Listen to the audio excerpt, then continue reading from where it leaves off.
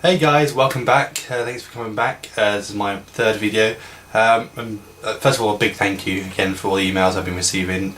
Thanks a lot. It's really helping out my project.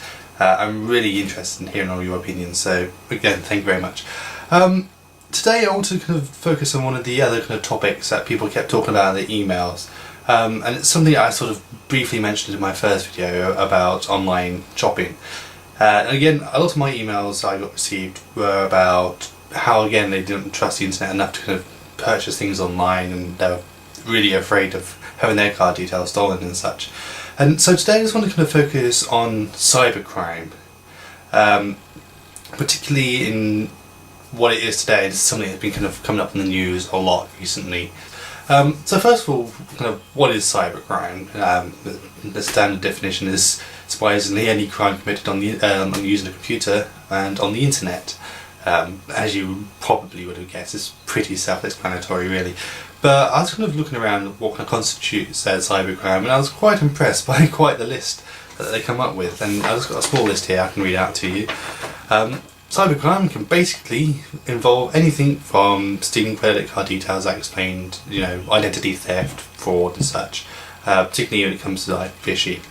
If you don't know anything about this, it's basically when you get spam email coming through your inbox saying, "Oh, you've won the lottery, enter your card details." And I mean, most people are relatively sensible enough not to actually use this, but because they send out millions and millions, and that 1% chance that someone might actually fall for it, they can get a lot of money. So there we go. It's like being mugged, really. Well, conned more than mugged, but you know what I mean.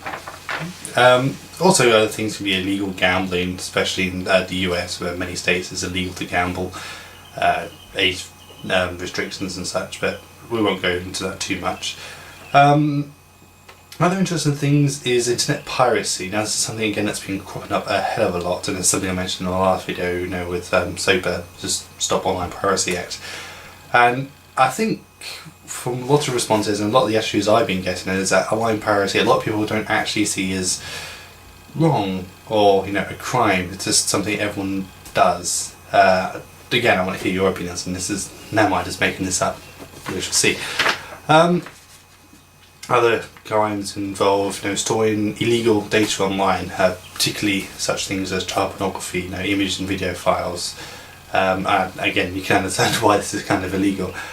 Another kind of major form of cybercrime is something you're probably all quite aware of, is viruses, malware that infect your computer. And I could spend an entire video talking about the wide variety of viruses and their different functions, but I'm just going to quickly kind of bring it down just to say viruses and malware usually trying to get something out of you, or technically cybercrime. This is something I was always really afraid of, I must admit.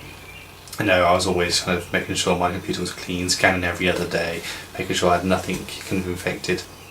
Now, in regards to scale, these are relatively minor, though perhaps no less a crime. But something that's been kind of popping up a lot in the kind of recent years is large-scale cybercrimes, almost warfare level. And there's basically kind of two groups I'll kind of explain that's going to kind of illustrate this. First of all, there's a group you probably might be aware of because they've been in the news for perhaps the last 2 or so years, Anonymous, who've been attacking large corporations via DOS attacks, basically, that stops service. Again, I'm no kind of expert in this field, so I won't go into the big technicalities of this, but if you know a little bit more about this, you can email me. I'm interested to know. The other group I want to quickly discuss are terrorists, and terrorist cells are basically using cybercrime to attack other countries.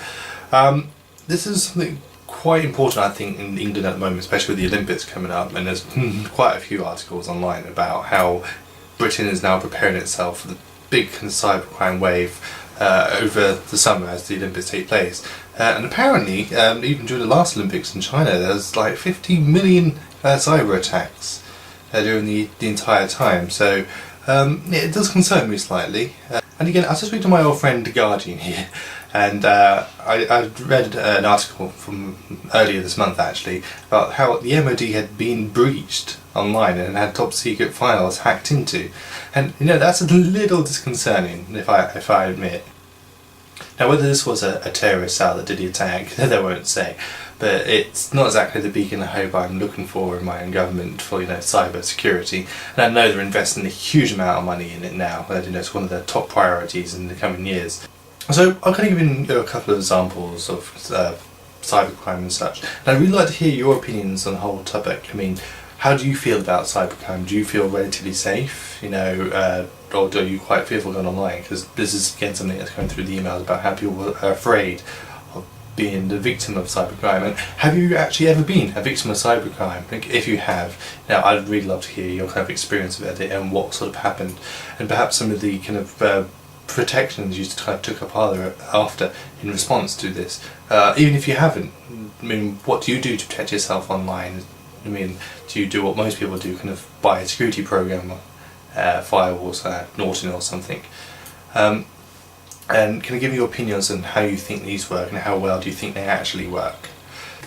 Now, the other end to this is a lot of people say they would only trust reliable sites.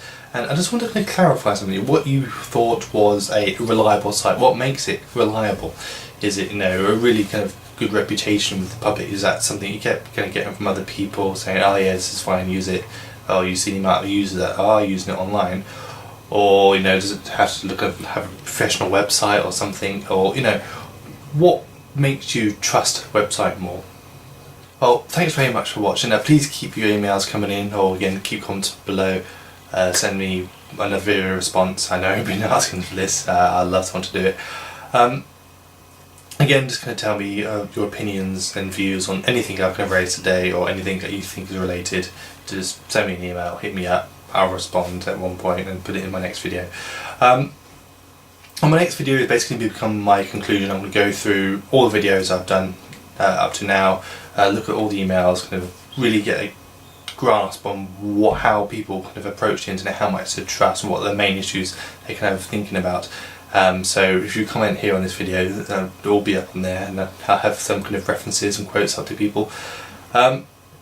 So thank you very much for kind of supporting me, and I shall see you next time.